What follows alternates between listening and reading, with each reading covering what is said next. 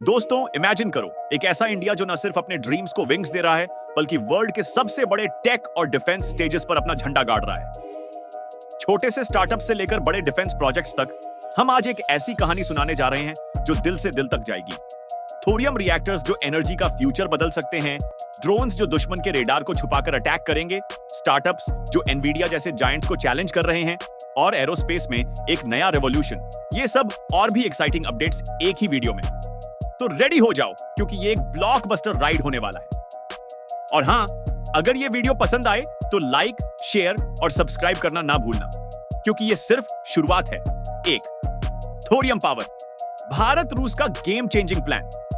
चलो पहले बात करते हैं एक ऐसी टेक्नोलॉजी की जो भारत के एनर्जी फ्यूचर को रीडिफाइन कर सकती है। थोरियम आधारित स्मॉल मॉड्यूलर रिएक्टर्स, एसएमआरस। महाराष्ट्र ने रिसेंटली रशिया के रोसाटॉम के साथ एक हिस्टोरिक एमओयू साइन किया है टू डेवलप वर्ल्ड का पहला थोरियम बेस्ड एसएमआर। ये कोई छोटी अचीवमेंट नहीं दोस्तों। इंडिया के पास वर्ल्ड के 25% थोरियम रिजर्व्स हैं, जो यूरेनियम से कहीं ज्यादा अबंडेंट और इको फ्रेंडली है। 1 टन थोरियम से उतनी एनर्जी प्रोड्यूस हो सकती है जितनी 200 से 2500 टन यूरेनियम से होती है, और ये कम रेडियो एक्टिव वेस्ट छोड़ता है। ये एसएमआरएस छोटे होते हैं, मतलब इन्हें फैक्ट्रीज में बनाकर रिमोट एरियाज में इंस्टॉल किया जा सकता है। इनके पैसिव सेफ्टी फीचर्स इतने एडवांस्ड हैं कि इमरजेंसी में ये ऑटोमेटिकली शट डाउन हो जाते हैं, नो मेल्टडाउन रिस्क। महाराष्ट्र का ये स्टेप इंडिया के न्यूक्लियर एनर्जी मिशन का हिस्सा है, जिसमें 2033 तक 5 इंडिजिनस एसएमआरस बनाने का प्लान है।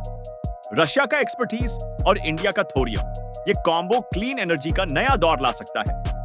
फन फैक्ट, थोरियम रिएक्टर्स का कॉन्सेप्ट इंडिया के साइंटिस्ट डॉक्टर होमी भाभा ने 1950 में प्रपोज किया था, और अब हम उस ड्रीम को रियलिटी बनाते दिख रहे हैं। फ्यूचर में यह टेक्नोलॉजी ना सिर्फ पावर क्राइसिस सॉल्व करेगी बल्कि इंडिया को ग्लोबल न्यूक्लियर एनर्जी लीडर भी बना सकती है। क्या लगता है यह रेवोल्यूशन कितना बड़ा होगा? दूसरी, इंडियन आर्मी के ड्रोन्स। अब जरा डिफेंस की दुनिया में चलते हैं। इंडियन आर्मी के पास हरोन MK2 यूएवी हैं, जो इजराइल से खरीदे गए हैं। ये ड्रोन्स अपने 45 घंटे के एंडरनेस और 30,000 फीट ऊंचाई के लिए फेमस हैं, पर यहां एक बड़ी प्रॉब्लम सामने आई है। ये ड्रोन्स एक के बाद एक क्रैश हो रहे हैं। 2002 से अब तक 12 से ज्यादा हिरन MK1 और MK2 ड्रोन्स क्रैश हो चुके हैं। Reasons: human error, engine failure या ग्राउंड कंट्रोल स्टेशन से कनेक्शन लॉस।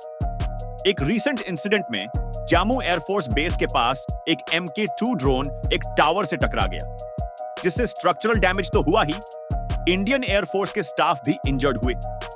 ये क्रैशेस एक बड़ा सवाल खड़ा करते हैं। क्या हम इतने एक्सपेंसिव और क्रिटिकल ड्रोन्स पर ब्लाइंडली ट्रस्ट कर सकते हैं? एक्सपर्ट्स बोल रहे हैं कि LAC जैसे सेंसिटिव एरियाज में हमें ज्यादा रिलायबल प्लेटफॉर्म्स चाहिए।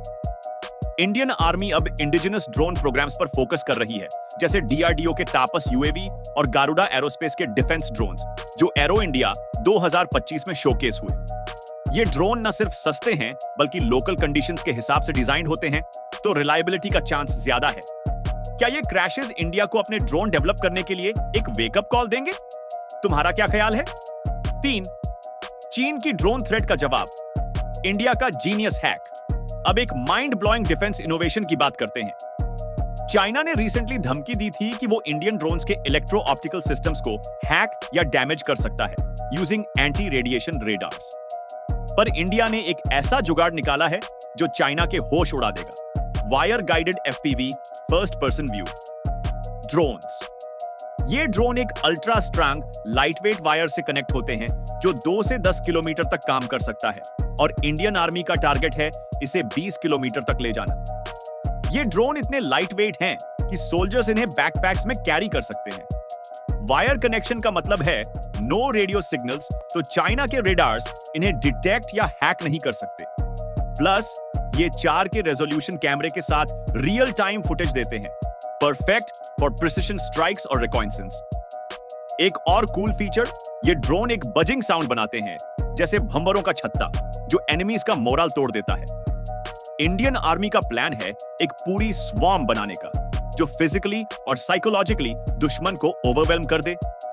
फ्यूचर में इन ड्रोन्स में वेपन्स भी ऐड किए जा सकते हैं फॉर डायरेक्ट स्ट्राइक्स। ये टेक्नोलॉजी इतनी अफोर्डेबल और रिलायबल है कि ग्लोबल मिलिट्रीज भी इस पे नजर रखे हुए हैं। क्या ये इंडिया का डिफेंस गेम चेंजर बनेगा? चौथा, Indian startup versus Nvidia. AI revolution का नया हीरो चलो, अब टेक स्टार्टअप की दुनिया में एक धमाकेदार कहानी। इंडिया का एक एआई स्टार्टअप जीरो लैब्स अब एनवीडिया जैसे ग्लोबल गाइंट्स को चैलेंज कर रहा है।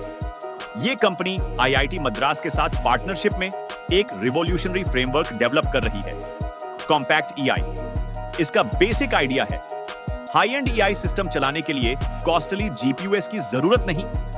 ये नॉर्मल सीपीयूएस पर ही हेवी एआई प्रोग्राम्स रन कर सकते हैं, जो एक फ्रैक्शन ऑफ द कॉस्ट में पॉसिबल है।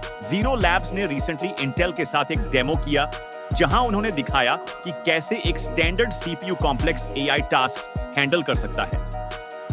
इंटेल के इंजीनियर्स शॉक्ड रह गए। कंपनी का टैगलाइन है, एक मच्छर को मारने के लिए रिवॉल्वर नहीं चाहिए। यह फिलॉसफी ग्लोबल एआई रेस में इंडिया को एक यूनिक एज दे सकती है।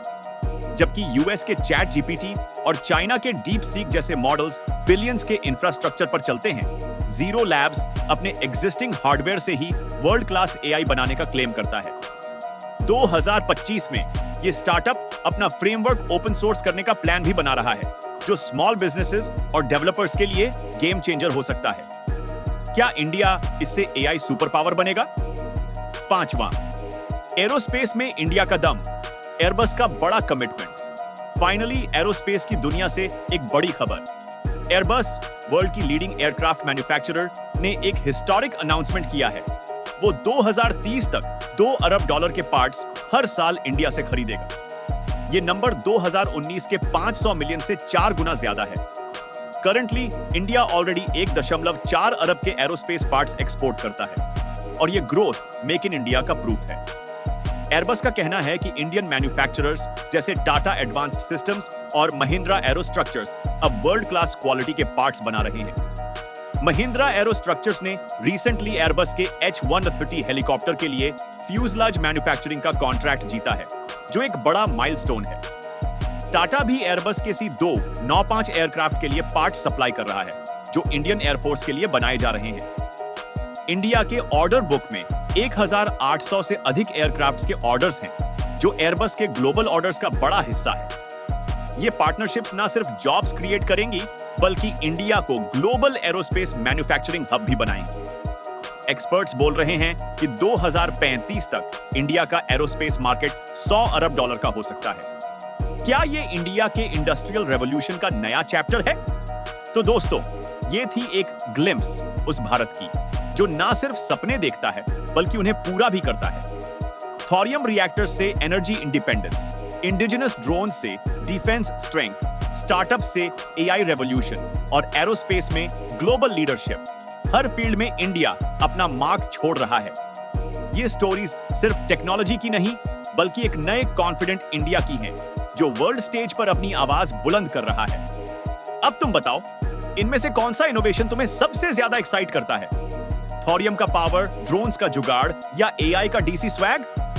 कमेंट में अपने थॉट्स शेयर करो, और अगर ये वीडियो पसंद आया तो लाइक, शेयर और सब्सक्राइब जरूर करना।